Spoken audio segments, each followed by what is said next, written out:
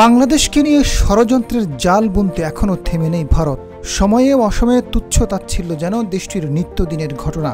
1971 সালের স্বাধীনতার ইতিহাসকে এখনও পাক ভারত যুদ্ধ হিসেবে মনে করছে তারা। নিজেদের অঙ্গরাজ্য হিসেবে প্রতিষ্ঠিত করতে শেখ মুজিবকে পুতুল সরকার হিসেবে বসিয়েছিল দেশটি। ক্ষমতাকে কুক্ষিগত করতে ভারতের ছায়া হিসেবে কাজ করেছেন মুজিব নিজেই।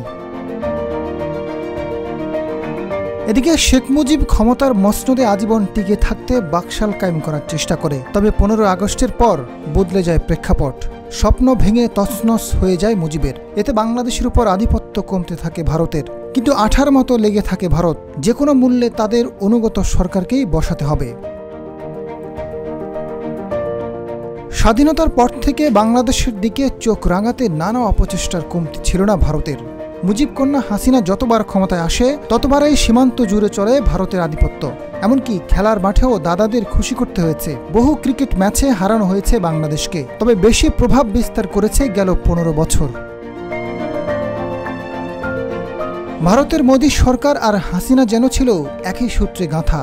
দেশটি যেভাবে চালাতে বলে সেভাবেই চলে বাংলাদেশের শাসন ব্যবস্থা। দেশের স্বার্থ জলাঞ্জলি দিয়ে 101টির বেশি চুক্তি করে হাসিনা। সর্বশেষ জুলাই বিপ্লবের ছাত্র জনতার উপর চলে নারকীয় তাণ্ডব। সাম্রাজ্য টিকিয়ে রাখতে পাখির মতো গুলি করে হাসিনার হেলমেট বাহিনী ও পুলিশ লীগ।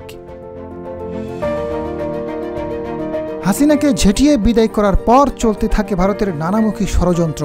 সীমান্তে ছড়ায় উত্তেজনা, গণমাধ্যমে চলে নানা অপপ্রচার। বিজেপি নেতারাও দিচ্ছেন হুমকি ধুমকি। তারা এখনও হাসিনাকে বাংলাদেশের প্রধানমন্ত্রী মনে করছে।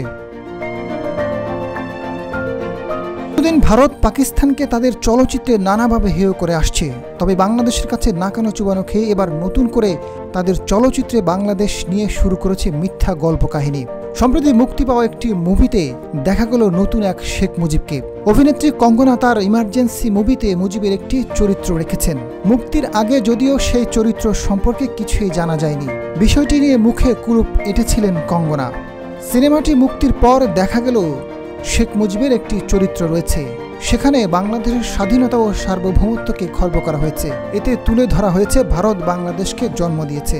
মুভিটিতে একটি স্বাধীন ও সার্বভৌম দেশকে নিয়ে কটাক্ষ করার মতো স্পর্ধা দেখিয়েছে কঙ্গনা। এর মধ্যে সিনেমাটির সংলাপ নিয়ে চলছে নানা উত্তেজনা। সিনেমাটিতে মুজিবের চরিত্রে অভিনয় করেছে পশ্চিমবঙ্গের অভিনেতা ঋষি কৌশিক।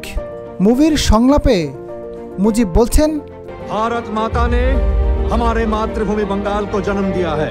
जब तक हम बांग्ला बोलेंगे तब तक हम भारत माता का आभार व्यक्त करते रहेंगे। এদিকে বাংলাদেশকে নিয়ে এমন কটাক্ষ করায় সামাজিক যোগাযোগ মাধ্যমে প্রতিবাদের ঝড় উঠেছে। যদিও মুক্তির আগ থেকেই বাংলাদেশে নিষিদ্ধ কঙ্গনার ইমার্জেন্সি সিনেমা। Azad Faruk, Zee TV news.